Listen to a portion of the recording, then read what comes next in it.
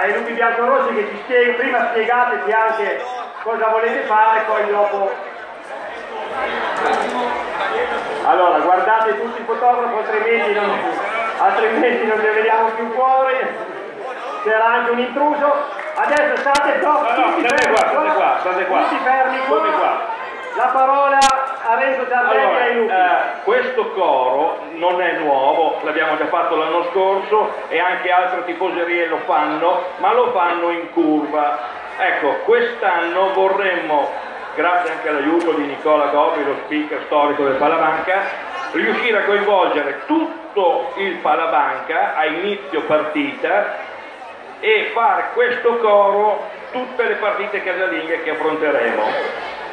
Riuscire a far cantare tutto il Pallabanca non sarà facile, ma noi ci contiamo, è molto semplice. Adesso lo faremo una prima volta noi e la seconda volta lo ripeteremo tutti insieme, è molto semplice. Allora, andate avanti, dai, go, qua davanti, qua, anche voi ragazzi, tanto lo conoscete. Allora, io.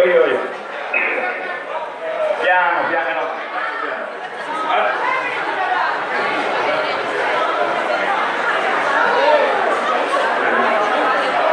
No, poi dopo lo fanno tutti dopo.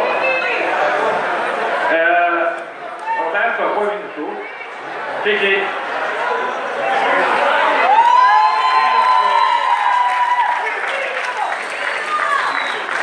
Che qui, guarda.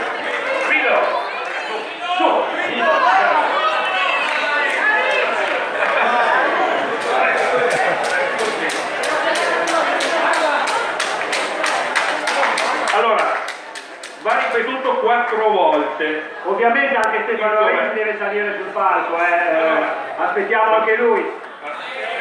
Io direi di non precludere la possibilità a nessuno di salire sul palco, vediamo anche chi c'è, io vedo poco da qua, però gli altri sponsor possono salire anche loro. Giù. Pronti?